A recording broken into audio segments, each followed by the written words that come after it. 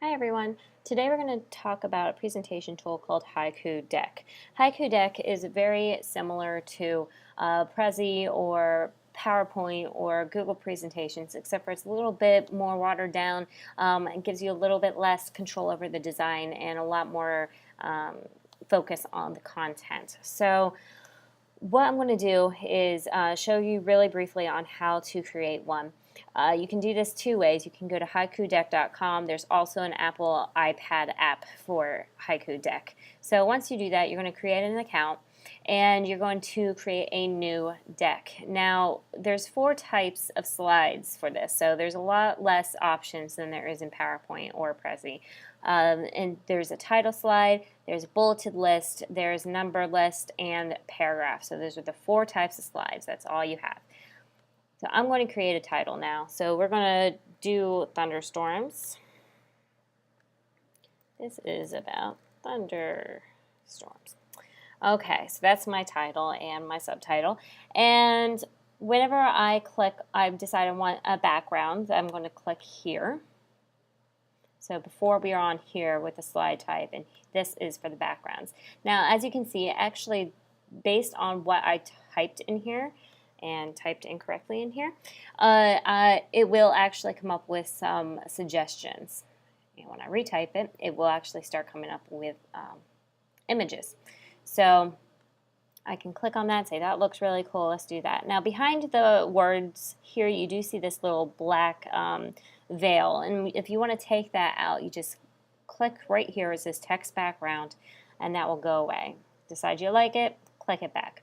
If you have an image on your computer that you already have for thunderstorms and you would like to upload that, you just click here and it lets you upload things from your computer and other social media. Once you go through that, you can actually adjust the layout of the slides. There's still only 4 slide types, but there's different layouts you can have for those. So for this, if I want to say, I actually want those at the top of my slide, that's how you do that. There we go. If I want to put some notes for me, if I want to print this out later for me to have notes whenever I'm doing the presentation as the speaker or to give to my teachers, this is where you would type more notes. There's more notes on the subject. Great.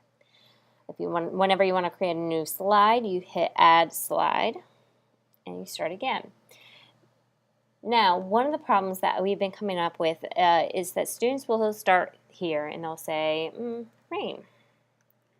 This slide is about rain and not just thunderstorms. This slide is also not about, and then it stops.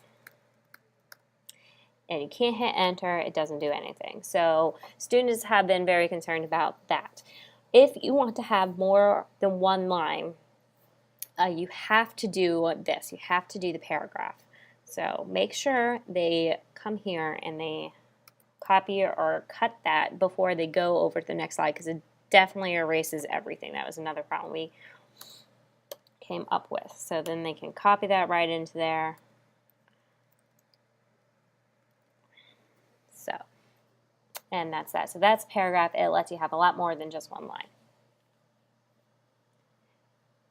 Another problem we are having was with the bullets. So students have been also trying to type a lot for their bulleted lists. And you can see it lets them go so far, and then it says, okay, you're done. And if you hit enter, it just adds a new bullet. And done. So if you have more information, the reason why they do this is because you're really not supposed to have a lot of information on one slide, right? So they try to cut you off before you do that. So if for some reason you find it really necessary to have that much information on one slide, they do recommend you have a note here. Then for whenever you're giving your public speech, then you have all that information here for you to read off of.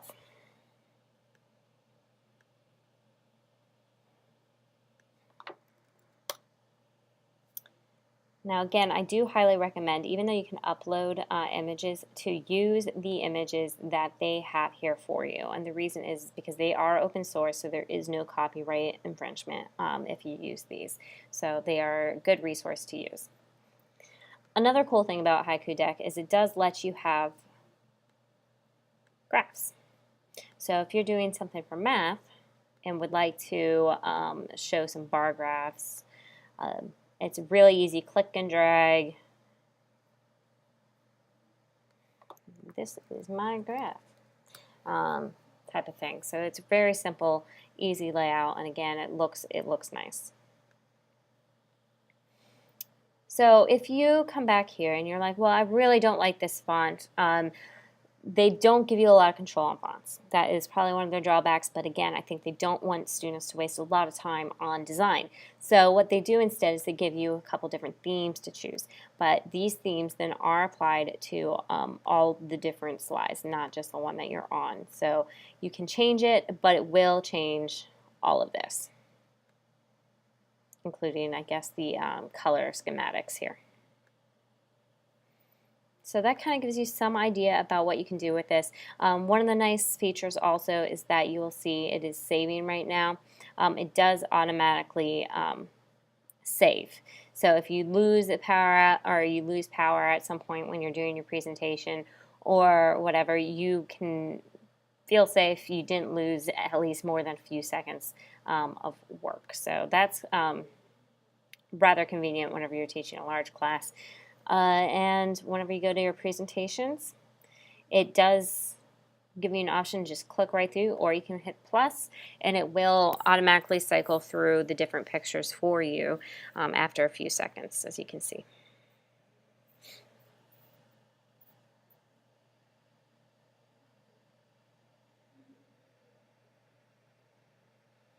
Okay, so I hope this was helpful and informative for you. It's a very quick, easy presentation tool compared to PowerPoint or any of those.